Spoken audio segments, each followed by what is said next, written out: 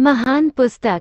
राजा कृष्णदेव राय के दरबार में अक्सर ज्ञानी विद्वान पंडितों के मध्य विभिन्न विषयों पर चर्चा हुआ करती थी। समय समय पर विभिन्न राज्यों से भी विद्वान पुरुष दरबार में आते और अपने ज्ञान का परिचय देते थे। राजा भी उनके आवभगत और सम्मान में कोई कसर नहीं छोड़ते थे। एक बार एक व्यक्ति राजा कृष्णदेव राय के दरबार में उपस्थित हुआ। वो स्वयं को महान ज्ञाता और विद्वान दर्शा रहा था। उसका अहंकार उसकी बातों से झलक रहा था। उसने स्वयं के बारे में खूब बढ़ा चढ़ाकर बातें की। उसके बाद दरबार में बैठे ज्ञानियों को वाद विवाद के लिए चुनौती दे दी। उसकी बड़ी चढ़ी बातों से सभी दरबारी सहम गए थे।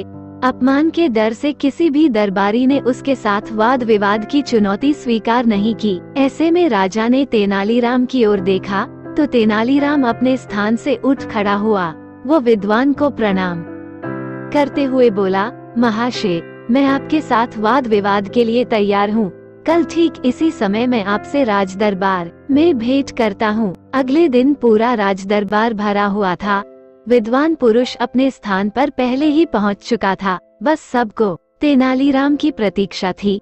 कुछ ही देर में सबकी प्रतीक्षा समाप्त हुई और तेनालीराम दरबार में उपस्थित हुआ। तेनालीराम राजा को प्रणाम कर वाद विवाद हेतु नियत स्थान पर विद्वान के समक्ष बैठ गया। अपने साथ मलमल के कपड़े से बंधा हुआ एक बहुत बड़ा गट्ठर लेकर आया था, जो देखने में भारी ग्रंथों और पुस्तकों का गट्ठर लग रहा था। विद्वान पुरुष ने जब इतना बड़ा गट्ठर देखा तो सहम गया।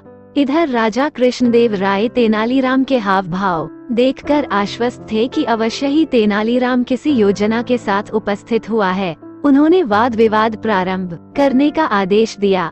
आदेश पाते ही तेनालीराम विद्वान से बोला, महाशय, आपके ज्ञान और विद्वता के बारे में मैंने बहुत कुछ सुना है, इसलिए मैं ये महान पुस्तक लेकर आया हूँ।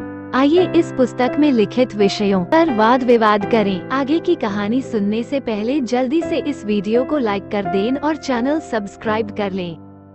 पुस्तक देख पहले से ही सहमे विद्वान पुरुष ने पूछा, क्या मैं इस महान पुस्तक का नाम जान सकता हूँ? अवश्य। इस पुस्तक का नाम है तिलक्षता महिषा बंधन। तेनालीराम बोला। पुस्तक का नाम सुनकर विद्वान पुरुष घबरा गया। उसने पहले कभी उस पुस्तक का नाम नहीं सुना था। वो सोचने लगा कि इस पुस्तक का तो मैंने नाम तक नहीं सुना है। इस पर लिखित विषयों पर मैं कैसे चर्चा कर पाऊंगा? वो तेनालीराम से बोला, ये तो बहुत उच्च कोटि की पुस्तक प्रतीत होती है। इस पर चर्चा करने मुझे बहुत प्रसन्नता होगी, किंतु आज मेरा स्वास्थ्य ठीक नहीं है। ऐसे गहन विषय पर चर्चा हेतु मन मस्तिष्क के साथ साथ सेहत भी दुरुस्त होनी आवश्यक है। मैं आज आराम करता हूँ। कल इस पुस्तक पर स्वस्थ मन मस्तिष्क से चर्चा करेंगे। तेनालीराम मान गया। अगले दिन वो नियत समय पर अपना गट्ठर लिए पुनः राज दरबार में पहुँचा, किंतु विद्वान पुरुष का कोई अता पता नहीं था। बहुत देर प्रतीक्षा करने के बाद भी वो उपस्थित नहीं हुआ। वाद विवाद में हार जाने के डर से वो नगर से भाग चुका था। राजा सहित सभी दरबारी चकित थे कि ऐसी कौन सी पुस्तक तेनालीराम ले आया, जिसके डर से स्वयं को महान ज्ञाता बताने वाला भाग गया। राजा ने पूछा, तेनाली, बताओ तो सही, ये कौन सी महान पुस्तक है? मैंने भी आज से पहले कभी इस पुस्तक का नाम नहीं सुना है। तेनालीराम मुस्कुराते हुए बोला, महाराज, यह कोई महान पुस्तक नहीं है। मैंने ही इसका नाम तिलक्षता महिषा बंधन रख दिया। महाराज, तिलक्षता का अर्थ है शीशम की सूखी लकड़ियाँ। महिषा बंधन का अर्थ है भैंसों को बांधने की रस्सी। इस गट्ठर में वास्तव में शीशम को सूखी लकड़ियाँ हैं, जो भैंसों को बांधने वाली रस्सी से बंधी हुई है। मैंने इसे मलमल के कपड़े में कुछ इस तरह लपेट कर ले आया था कि देखने में ये पुस्तक जैसी लगे।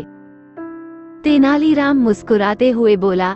तेनालीराम की बात सुनकर राजा सहित सारे दरबारी हंस पड़े।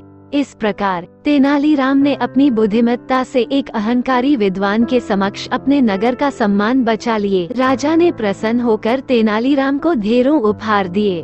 दोस्तों, हमें कमेंट में बताएं कि आपको ये कहानी कैसी लगी और लाइक कर दें। इस वीडियो को और सुनने के लिए सब्सक्राइब करना ना भूलें। धन्यवाद।